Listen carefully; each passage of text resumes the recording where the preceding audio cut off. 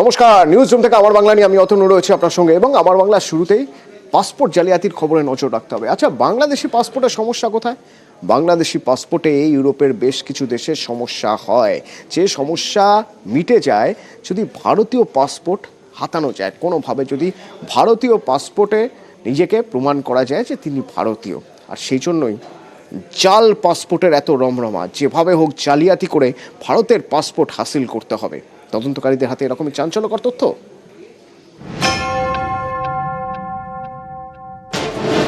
জাল নথি তৈরি করে ভারতীয় পাসপোর্ট, সেই পাসপোর্টই চলে যাচ্ছে বাংলাদেশিদের হাতে।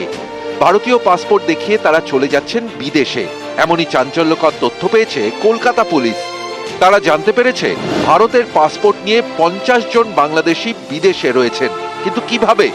তদন্তকারীদের দাবি, বাংলাদেশের পাসপোর্টে বিভিন্ন দেশের ভিসা পেতে সমস্যা হয়, বিশেষ করে ইউরোপের বিভিন্ন দেশের ভিসা পেতে সমস্যা হয়। ভারতের পাসপোর্ট হাতে পেলে এই সমস্যা মিটে যায়। এই সুযোগেই জাল ছড়ায় পাসপোর্ট জালিয়াতি চক্র।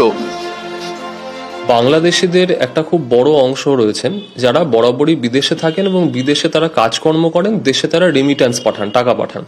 বাংলাদেশের অর্থনীতিরও একটা খুব বড় ভিত্তি হচ্ছে এই বিদেশে থাকা বাংলাদেশিদের পাঠানো অর্থ বা রেমিট্যান্স। বাংলাদেশে যে পরিস্থিতির সৃষ্টি হয়েছে তার ফলে বাংলাদেশিরা কিন্তু এখন বেশিরভাগ যে উন্নত দেশগুলি, সেই দেশগুলিতে তাদের ভিসা এখন অ্যালাউ করা হচ্ছে না। এর ফলে যেটা হচ্ছে, ভারতের মতো একটি দেশে সেখানে বিভিন্ন দুষ্টচক্র সক্রিয় হয়ে উঠেছে, যাদের মাধ্যমে বাংলাদেশিরা ফেক পাসপোর্ট তৈরি করে সেই পাসপোর্ট ব্যবহার করে তারা কিন্তু অন্যান্য দেশে সফর করছেন। ডাক বিভাগ এবং পাসপোর্ট অফিসের একজন করে অস্থায়ী কর্মীকে ইতিমধ্যেই গ্রেফতার করেছে পুলিশ। এবার তদন্তকারীদের নজর ডিআইবির একাংশের উপর। পাসপোর্ট দেওয়ার আগে ভেরিফিকেশন হয়। আবেদনকারীর বাড়িতে ভেরিফিকেশনে যান ডিআইবির গোয়েন্দারা। অভিযোগ, জেলায় ডিআইবি অফিসের একাংশের যোগসাজশেই বেআইনি কাজ হয়। ফিজিক্যাল ভেরিফিকেশন ছাড়াই পাসপোর্টের ছাড়পত্র দিয়ে দেওয়া হয় বলে অভিযোগ। তাই পুলিশের নজর এবার গোয়েন্দায়। তদন্তকারীদের দাবি, এখনো পর্যন্ত 3000-এর বেশি পাসপোর্ট উদ্ধার হয়েছে কলকাতা থেকে। 4 জনকে গ্রেফতারও করেছে পুলিশ।